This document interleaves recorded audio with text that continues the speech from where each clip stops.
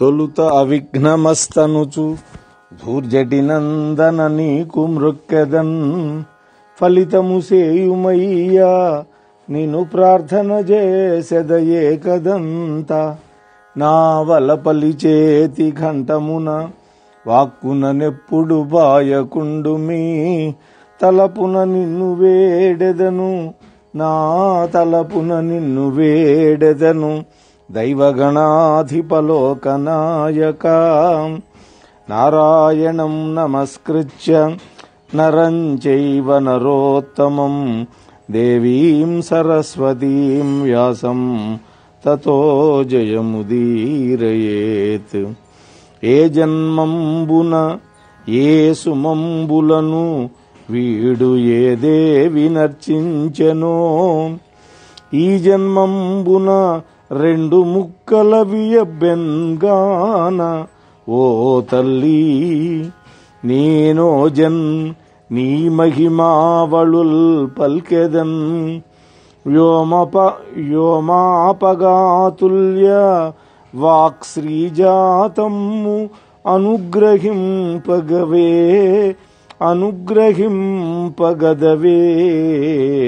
శ్రీరాజరాజేశ్వరీ శ్రీరాజరాజేశ్వరీ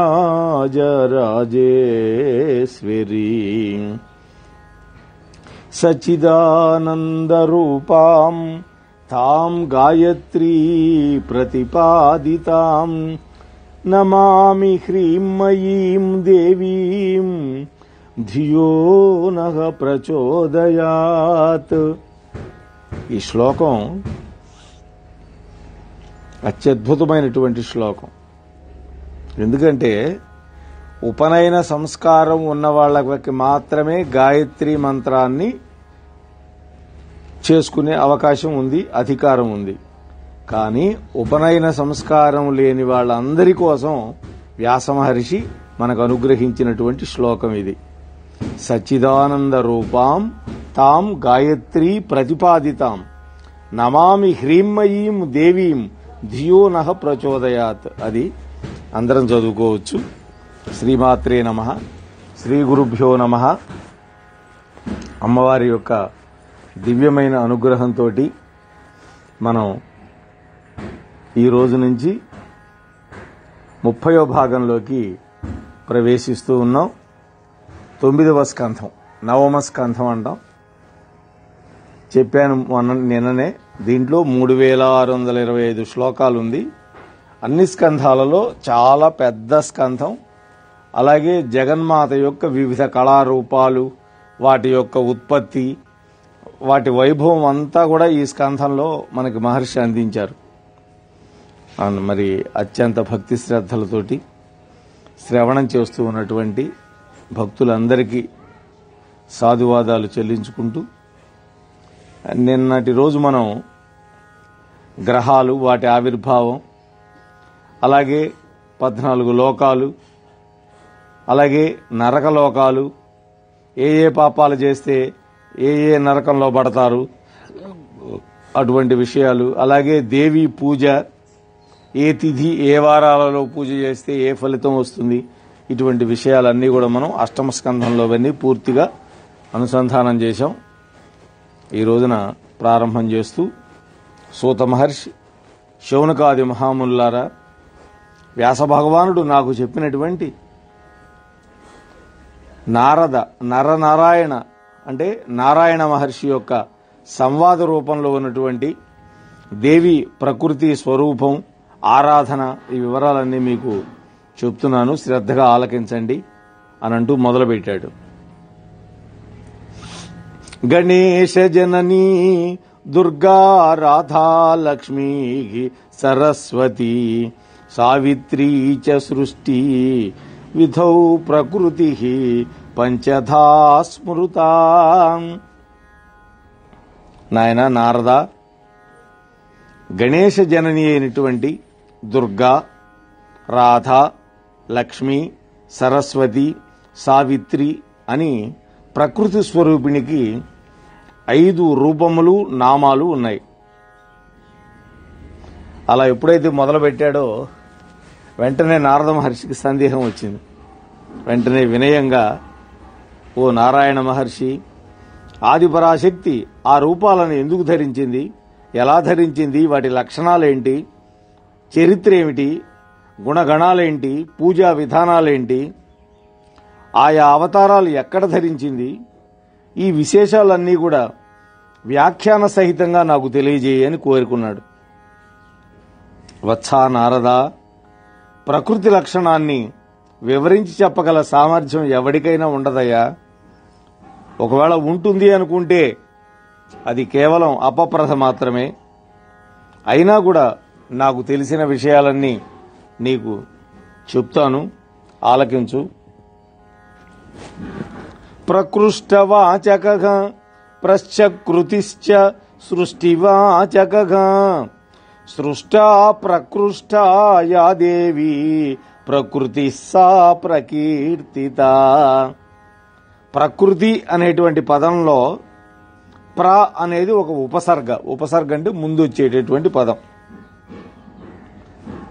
మన తెలుగులో కూడా అనేకమైనటువంటి ఉపసర్గలు మనం వాడుతూ ఉంటాం. ఎందుకని? వ్యతిరేక పదాలు రావడానికి కొన్ని ఉపసర్గలు వేస్తాం, కొన్ని దాని యొక్క అర్థాన్ని ఇనుముడింపజేయటానికి వాడతాం. దానం అంటాం ప్రధానము, సాదము అంటే అన్నం, ప్రసాదము ప్రకృష్టమైన సాదం.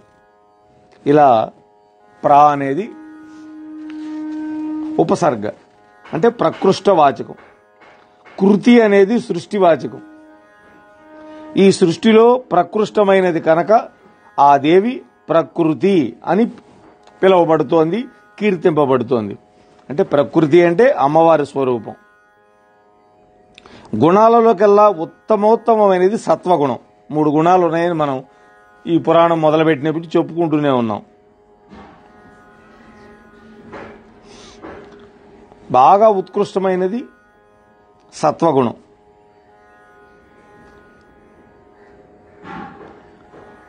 మధ్యము రజోగుణం, దానికి క్రూ శబ్దం. అంటే ప్రా అనేటువంటి శబ్దం సత్వగుణానికి సంకేతం అయితే, కురు అనేది రజోగుణానికి సంకేతం అయితే, తమో గుణానికి తి అనేటువంటి శబ్దం సంకేతకం.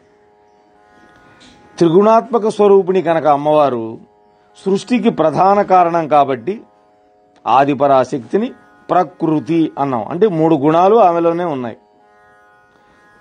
అలాగే కృతి శబ్దం అనేది సృష్టివాచకం. దానికి ప్రథమ భాగంలో ఉన్నది ప్రాశబ్దం, ముందున్నది. అంటే సృష్టికి ఆదిలో కూడా ఉండేది దేవి కనుక ప్రకృతి అని కీర్తించబడింది. గుణే సత్వే ప్రకృష్టే చ ప్రశబ్దో వర్తతే శ్రుతః మధ్యమే రజసి కృశ్చ తిశబ్దస్తమసి స్మృతః. త్రిగుణాత్మక స్వరూపా యా సా చ శక్తి సమన్విత ప్రధానా సృష్టికరణే ప్రకృతిస్థేన కథ్యతే. ప్రథమే వర్తతే ప్రశ్చ కృతిశ్చ సృష్టివాచకః. సృష్టేరాదౌ చ యా దేవీ ప్రకృతిః సా ప్రకీర్తిత. ఆ ప్రకృతి స్వరూపిణి సృష్టికి ఆరంభంలో ఉంది. యోగశక్తితోటి తనను తాను 2గా విభజించుకుంది. కుడి భాగం పురుషుడుగా, ఎడమ భాగం స్త్రీగా రూపుదాల్చిందమ్మ.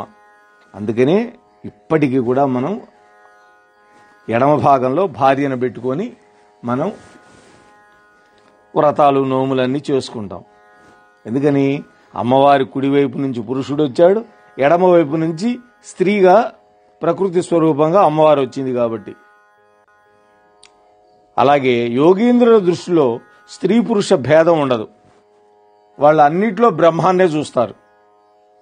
ఆ పరాశక్తి కేవలం బ్రహ్మస్వరూప. ఆమె నిత్య సనాతని ఆత్మ. అందువల్ల ఈ రెండిటికి భేదం లేదు, పురుష రూపానికి స్త్రీ రూపానికి. అగ్నిని వేడిని ఎలా మనం విడదీయలేమో ఆత్మశక్తులను కూడా మనం విడదీయలేం. శ్రీకృష్ణ పరమాత్మని అవతరింపజేయడం కోసం ఆ లోకజనని 5 రూపాలు ధరించింది. ఒక్కొక్క రూపానికి మళ్లీ అనేకమైన భేదాలున్నాయి. భక్తులను అనుగ్రహించడం కోసం వాళ్ల యొక్క అభ్యర్థనల మేరకు ఎన్నెన్నో అవతారాలు ధరించింది ఆ తల్లి. వాటిలో మొట్టమొదటి రూపం శివప్రియ, గణేశమాత, దుర్గా, శివరూప, విష్ణుమాయ, నారాయణి, పూర్ణబ్రహ్మ స్వరూపిణి, సర్వాధిష్టాత్రి, శర్వరూప, సనాతిని, ధర్మసత్య, పుణ్యకీర్తి, యశో మంగళదాయిని, సుఖమోక్ష, హర్షదాత్రి, శోకార్తి దుఃఖనాశిని, శరణాగత దీనార్త పరిత్రాణ పరాయణ, తేజస్వరూప, సర్వశక్తి స్వరూప, సిద్ధేశ్వరి, సిద్ధరూప, సిద్ధిద, బుద్ధి, నిద్ర, క్షుత్తు, పిపాస, ఛాయ, తంద్ర, దయ, స్మృతి, జాతి, క్షాంతి, శాంతి, చేతన, తుష్టి, పుష్టి, లక్ష్మి, ధృతి, మాయ, ఇవన్నీ కూడా రూపనామ భేదాలతోటి కీర్తింపబడుతుంటుంది. ఆమె శివప్రియ.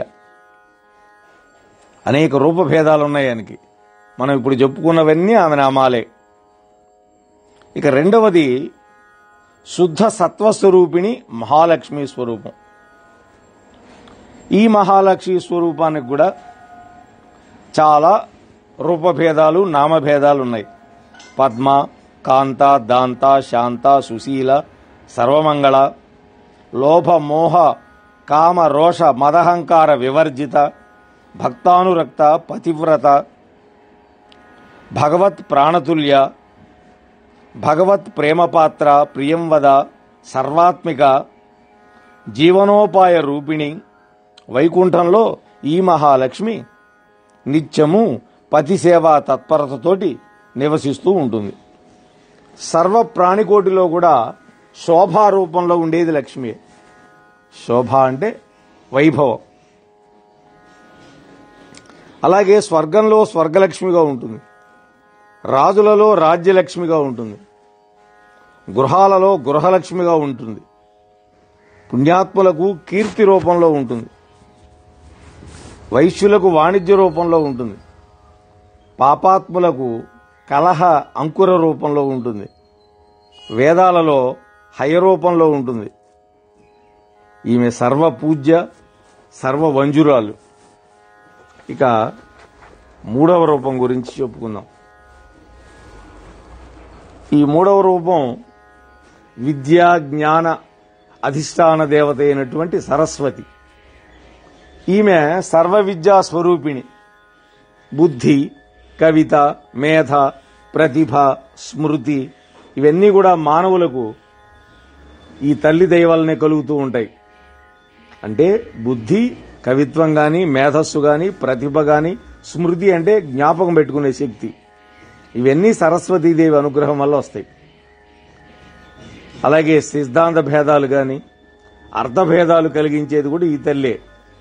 అలాగే వ్యాఖ్యాన స్వరూపిణి, బోధ స్వరూపిణి, సర్వ సందేహ భంజిని, విచారకారిణి, గ్రంథకారిణి, శక్తి రూపిణి, సర్వ సంగీత సంధాన తాళ కారణ రూపిణి కూడా ఈమె. అలాగే విషయజ్ఞాన వాగ్రూపం, అలాగే వ్యాఖ్యా వాదకరి, శాంత, వీణా పుస్తకధారిణి, శుద్ధ సత్వస్వరూపిణి, సుశీల, శ్రీహరిప్రియ, హిమ చందన కుంద ఇందు కుముద అంభోజ సందిభ, రత్న జపమాలికలతోటి శ్రీకృష్ణుని ధ్యానించే తపస్వరూపిణి కూడా ఈమె. తపస్సుకు ఫలాన్ని అనుగ్రహించేది ఈమె. అలాగే సర్వసిద్ధులను ఇచ్చేటటువంటి తల్లి. ఈ సరస్వతి గనక లేకపోతే ప్రజలు మూగవాళ్ళు అయిపోతారు, బతికుండు కూడా వాళ్ళు మృతప్రాయులు అయిపోతారు. ఇక నాలుగవ శక్తి చాతుర్వర్ణాలకు, చతుర్వేదాలకు, వేదాంగాలకు అధిష్టాన దేవత. యజ్ఞోపవీత ధారణ చేసినటువంటి వాళ్ళు సంధ్యావందనంలో మంత్రతంత్ర స్వరూపంగా జపించేది ఈమె యొక్క నామమే. ఈమె తపస్విని, జపరూపంలో ఉంటుంది. బ్రాహ్మణులకు తేజో రూపంలో ఉంటుంది. సర్వ సంస్కారణ రూపిణి ఈమె. ఈమెనే సావిత్రి అని, గాయత్రి అని, బ్రహ్మప్రియ అని పిలుస్తారు. ఆత్మశుద్ధి కోసం సకల తీర్థాలు కూడా ఈ తల్లి సంస్పర్శను కోరుకుంటూ ఉంటాయి. ఈమె శుద్ధ స్ఫటిక వర్ణ అంటే తెల్లటి రంగులో ఉంటుంది. పరమానంద స్వరూపిణి, పరమ సనాతని. దీనికి శ్లోకంగా ఇచ్చారు. పవిత్ర రూపా సావిత్రి గాయత్రి బ్రాహ్మణ ప్రియా తీర్థాని యస్యాః సంస్పర్శం వాంఛంతి శాత్మశుద్ధియేత్. శుద్ధ స్ఫటిక సంకాశ శుద్ధ సర్వస్వరూపిణి పరమానంద రూపాచ పరమాచ సనాతని అని వ్యాస మహర్షి 1వ అధ్యాయంలో 41వ శ్లోకం ఇవన్నీ కూడా చెప్పారు. ఈ పరబ్రహ్మ స్వరూపిణి, నిర్వాణ ప్రదాయిని అంటే మోక్షాన్ని ఇచ్చేటటువంటి ఆమె, బ్రహ్మతేజోమయి. ఈ తల్లి పాదధూళి సోకి జగత్తు అంతా కూడా పరిపూతమవుతుంది. ఇక 5వ రూపం గురించి చెప్తాను వినవు అని అంటున్నాడు. పంచ ప్రాణాలకు అధిష్టాన దేవత, పంచప్రాణ స్వరూపిణి, ప్రాణాధిక ప్రియతమ, అందరికంటే అందగత్య, సౌభాగ్యమానిని, గౌరవాన్విత, వామాంగ అర్ధస్వరూపిణి, తేజో గుణ సమన్వితురాలు, సారభూతురాలు, ఆజ్యురాలు, సనాతని, పరమ ఆనంద స్వరూపిణి, ధన్య, మాన్య, పూజ్య, శ్రీకృష్ణ భగవానుడికి రాస క్రీడాదేవి, రాసమండల సంభూత, రాసమండల మండితురాలు, రాసేశ్వరి, రాసవాస నివాసిని, గోలోకవాసిని, గోపీవేష విధాయిక, పరమ ఆహ్లాద స్వరూపిణి, సంతోష హర్షరూపిణి, నిర్గుణురాలు, నిరాకార, నిర్లిప్త, ఆత్మస్వరూపిణి, నిరహంకార, భక్తానుగ్రహ విగ్రహారాలు. వేదానుసారి జ్ఞానంతో ఈవిడను తెలుసుకుంటారు. అంటే వేదాన్ని బాగా ఎవరికి అర్థం అవుతుందో వాళ్ళకి మాత్రమే ఈ తల్లి అర్థం అవుతుంది. ఈవిడిని మామూలు మాంస నేత్రాలతో చూడలేరు. శ్రీకృష్ణుడి పట్ల భక్తితో ఎప్పుడు కూడా దాస్యం చేస్తూ ఉంటుంది పరమాత్మకి. వరాహ అవతారంలో ఈవిడ వృషభానుడి యొక్క కూతురుగా జన్మించింది. ఈవిడ పాదస్పర్శ వల్ల వసుంధర అంతా పావనమైంది, అంటే భూమి పావనమైపోయింది. స్త్రీరత్న సార సంభూత కృష్ణవక్షస్థలే స్థిత యథాంబరే నవశునే లోలా సౌదామణి మునే.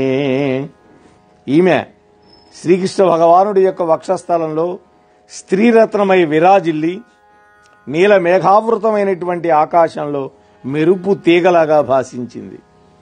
నీలతోయద మధ్యస్వ విద్యుల్లేకే బభాస్వర అని మనం మంత్రపుష్పంలో చెప్పుకుంటాం. అంటే నీలి మేఘాల మధ్య మెరుపు తీగలాగా ఉంది అంటామే, అది ఆ పరమాత్ముడు ఎలా ఉంటాడో ఆమె కూడా అలానే ఉంటుంది. ఒకప్పుడు బ్రహ్మదేవుడు ఈవిడ కాలి గోటిని సందర్శించి తనను తాను శుద్ధి చేసుకుందామని 60,000 సంవత్సరాలు తపస్సు చేశాడు. కానీ ఫలితం దక్కల. కనీసం కలలో కూడా దర్శనం కాలేదు. బ్రహ్మలోకంలో అతడికి దొరకని సందర్శన భాగ్యం భూలోకంలో లభించింది. ఎక్కడ? పరమ పవిత్రమైన బృందావనంలో ఆమె రాధాదేవిగా దర్శనమిచ్చింది. ఈ రాధ దేవి యొక్క పంచమ రూపం. ఎంత వర్ణన చేశాడు! రాధా అనంగానే అందరూ పొంగిపోతాం. నారద, సృష్టిలో కనిపించే ప్రతి స్త్రీలోనూ కూడా దేవీ రూపం కళారూపంగానో కాలరూపంగానో అంశారూపంలో గాని ఉంటూ ఉంటుందయ్యా అన్నాడు. అందుకని ఏం చేయమన్నాడు? అంశరూపాగ కాలరూపాగ కళాంశాంశ సంభవాగ ప్రకృతే ప్రతి విశ్వేషు దేవ్యశ్చ సర్వయోషితగా. నారదా, స్త్రీలందరూ కూడా ఆ దేవీ స్వరూపాలే. పరిపూర్ణ స్వరూపాలు మాత్రం ఈ 5. ప్రధానాంశ రూపిణులు ఇంకొంతమంది ఉన్నారు. వాళ్ళని గురించి కూడా నీకు చెప్తాను, తెలుసుకోమంటూ చెప్తున్నాడు. గంగ మొదలైనటువంటి అంశస్వరూపిణులు, ప్రధానమైన అంశస్వరూపిణులు వాళ్ళు. మొట్టమొదట గంగ. ఈమె విష్ణుమూర్తి యొక్క పాదాల నుంచి ఉద్భవించింది. ద్రవరూపిణి, సనాతని. పాపాత్ముల యొక్క పాపాలు అనే ఎండు కర్రలను కాల్చివేయడానికి మహాగ్ని లాంటిది. ఈమెలో దిగితే చాలు సుఖమైన స్పర్శ కలుగుతుంది. స్నానపానాలతోటి నిర్వాణ పదవిని అందించే శక్తి ఉంది ఈమెకి. అంటే స్నానం చేసి ఆ గంగను గనక తాగితే మోక్షం ఇస్తుంది తల్లి. గోలోకస్థాన ప్రస్థాన సుఖ సోపాన రూపిణి పవిత్ర రూపా తీర్థానాం సరితాంచ పరావరా శంభుమౌళి జటామేరు ముక్తా పంక్తి స్వరూపిణి తపస్సంపాదిని సద్యో భారతేషు తపస్వినాం చంద్రపద్మ క్షీర నిభాం శుద్ధ సత్వస్వరూపిణి నిర్మలా నిరహంకారా సాధ్వీ నారాయణ ప్రియా. 1వ అధ్యాయంలో 62 నుంచి 64 శ్లోకాల వరకు 3 శ్లోకాలు ఇవన్నీ. ఆమె ఎలాంటిది అని చెప్తున్నాడు. మానవుడు ఎవడైనా సరే గోలోకాన్ని చేరుకోవాలి అంటే గోలోకంలో ఎవరుంటారు? కృష్ణుడు ఉంటాడు. అప్పుడు గంగా నది సుఖంగా సోపాన స్వరూపిణి అవుతుంది వాళ్ళకి. సర్వ నదీనద తీర్థాలలోకి ఉత్తమోత్తమైనది గంగ, పరమ పావని. ఎందుకని? విష్ణువు యొక్క పాదంలో నుంచి పుట్టి శివుడి యొక్క జటాభారానికి కొసను వేలాడేటట్టు అలంకరించినటువంటి ముత్యాల దండలాగా ఉంటుంది ఈమె. తపస్సులను శీఘ్రంగా సిద్ధింపజేయగలిగిన పవిత్రురాలు గంగ.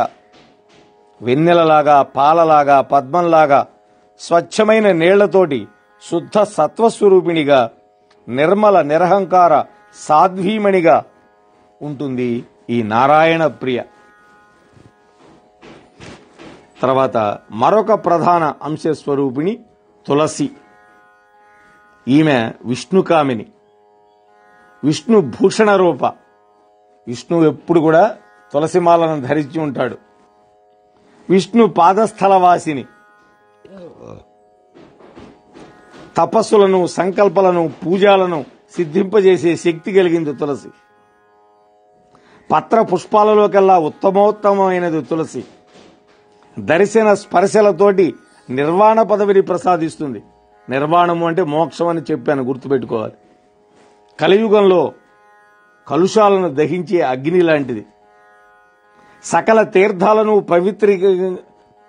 పవిత్రం చేయగలిగినటువంటి పరమ పావని తులసిమాత. ఆత్మశుద్ధి కోసం తులసి దర్శన స్పర్శనాలను సకల సృష్టి ఆకాంక్షిస్తూ ఉంటుంది. తులసి కనుక లేకపోతే సత్కర్మలు కూడా నిష్ఫలమైపోతాయి. అందుకనే తులసి మోక్షప్రదాయిని, సర్వకామద, సర్వ కోరికలు తీర్చగలుగుతుంది. మన భారత భూమిలో అవతరించిన కల్పవృక్షమే తులసి. ఎంత అద్భుతంగా చెప్పాడో చూడండి.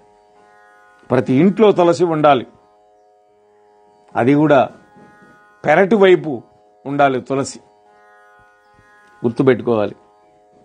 ఇంట్లో వాకిట్లో పెట్టకూడదు తులసిని, దొడ్లో పెట్టాలి. అలాగే ప్రతిరోజు స్నానం చేసి నీళ్లు పోయాలి. మంగళవారం, శుక్రవారం ఆకులు కోయకూడదు, దళాలు. సాయంకాలం దీపాలు పెట్టిన దాకా అసలు తులసి జోలికి వెళ్ళకూడదు. తులసే కాదు, ఏ చెట్టు పుష్పాలు కోయకూడదు సాయంత్రం దీపాలు పెట్టిన తర్వాత. అది తులసికి చాలా నియమాలు ఉన్నాయి. మళ్ళీ మనం తులసి యొక్క ఉపాఖ్యానం తర్వాత అత్యద్భుతంగా వస్తుంది. ఆ తులసి జలధరులు అని మనం పూర్వం నాటకం కూడా చూశాం కదా. కాకపోతే ఇక్కడ శంఖచూడు అనే పేరు ఉంటుంది. ఆ కథ మనం తర్వాత చెప్పుకుంటాం విస్తారంగా. మరొక ప్రధానమైనటువంటి అంశరూపం మానసాదేవి. ఈ మానసాదేవి కశ్యప ప్రజాపతి యొక్క కుమార్తె, శంకరుడికి ప్రియ శిష్యురాలు. ఈమె జ్ఞాన విశారద, అనంతుడికి సోదరి. అనంతుడు అంటే ఆదిశేషుడు. నాగపూజిత, నాగేశ్వరి, నాగమాత, నాగమోహిని, నాగభూషణ భూషిత, నాగేంద్ర వందిత. ఈమె సిద్ధయోగిని, విష్ణు రూప, విష్ణు భక్తురాలు, విష్ణు పూజ పరాయణురాలు, తపస్వరూపం ఈమె. అలాగే తపస్సుకి ఫలాన్ని అనుగ్రహించే తల్లి. 3 లక్షల దివ్య సంవత్సరాలు తపస్సు చేసి విష్ణుమూర్తిని వెప్పించి తపస్వినులో కల్లా అగ్రగణ్యురాలైంది ఈమె. సర్వ మంత్రాధిదేవత అయి బ్రహ్మ తేజస్సుతో ప్రకాశిస్తూ బ్రహ్మస్వరూపిణిగా విరాజిల్లుతోంది ఈ తల్లి మానసాదేవి. మనకి హిమావత్ పర్వత ప్రాంతంలో మానసాదేవి మందిరం ప్రఖ్యాతమైందిగా చెప్పుకుంటాం. ఈమె శ్రీకృష్ణ భగవానుడి యొక్క అంశస్వరూపుడైన జరత్కారువు అనేటువంటి మునీశ్వరుడికి ఇల్లాలైంది. ఆస్తికుడు అనేటువంటి వాడికి జన్మనిచ్చింది. ఈ జనమేజయుడి యొక్క సర్పయాగం ఆపినవాడే ఆస్తికుడు, మనం చెప్పుకున్నాం మొదట్లోనే. అటువంటి మహత్తరమైనటువంటి తపస్వి ఆస్తికుడికి జన్మనిచ్చినటువంటి తల్లి ఈ మానసాదేవి. ఈమెనే జరత్కారిణి అని కూడా పేరుంది ఈమెకి. మరొక ప్రధాన అంశ దేవసేన. ప్రధానాంశ స్వరూప యా దేవసేనా చ నారద మాతృకాసు పూజ్యతమా సా షష్ఠీ చ ప్రకీర్తిత పుత్ర పౌత్రాది దాత్రీ చ ధాత్రీ త్రిజగతాం సతీ షష్ఠాంశ రూప ప్రకృతేస్తేన షష్ఠీ ప్రకీర్తిత. ఈ తల్లి, ఈ దేవసేనా మాత మాతృకలలో కల్లా కూడా పూజ్యురాలు. సప్తమాతృకలు అని ఉంటారు మనకి. ఈ సప్తమాతృకలు 7 మందిలో కూడా పరమ పూజ్యురాలు ఈ దేవసేన. ప్రకృతిలో 6వ కళ ఈమె. అందుకని షష్ఠీదేవి అని ఈమెను కీర్తిస్తూ ఉంటాం. ఈమె పుత్ర పౌత్రాది వృద్ధి ప్రదాత. పుత్రులు, అలాగే ఆ పుత్రులకు పుత్రులు, మనవళ్ళు, వాళ్ళంతా మనకి వంశం అభివృద్ధి చెందాలంటే ఈ దేవసేన మాతని పూజించుకోవాలని. ఈవిడ వృద్ధరూపిణిగా ఉంటుంది, యోగిని. అలాగే శిశుగణ సంరక్షక. పురిటింట్లో 6వ రోజున 21వ రోజున ఈమెను తప్పగా అర్చించుకోవాలి. అటుపైన ఏడాది దాటే వరకు నెల నెలా పూజించాలి. శిశువుల యొక్క క్షేమానికి ఇది అత్యంత ఆవశ్యకం. ఈ దేవసేన దయాస్వరూపిణి. శిశువులకు రక్షాకారిణి. ఇక 5వ రూపం మంగళచండిక. ఈవిడ ప్రకృతి యొక్క ముఖం నుంచి ఆవిర్భవించింది. సృష్టౌ మంగళ రూపాచ సంహారే కోపరూపిణి తేన మంగళచండీ సా పండితైః పరికీర్తిత. సర్వమంగళప్రద ఈ తల్లి. సృష్టి విధానంలో మంగళ రూప, సంహార సమయంలో కోపస్వరూపిణి. అందుకే పండితులు ఈమెను మంగళచండిక అంటారు. ప్రతి మంగళవారం నాడు ఈ చండికాదేవిని పూజించాలి. అప్పుడు పుత్ర పౌత్ర ధన మంగళ ఐశ్వర్య ప్రదాత్రి అవుతుంది ఈ తల్లి. ఈవిడిని సంతృప్తి ఎవరైతే పరుస్తారో, ప్రధానంగా స్త్రీలకు సకల వాంఛలు ఈడేరుతాయి. ఈవిడ కోపం వచ్చిందంటే క్షణంలో సకల సృష్టిని నాశనం చేయగలదు. మోహనవాణి తెలుగు పోడ్కాస్ట్ ఛానల్ ని లైక్, షేర్, సబ్స్క్రైబ్ చేయండి. ప్రక్కనున్న గంటను మ్రోగించండి.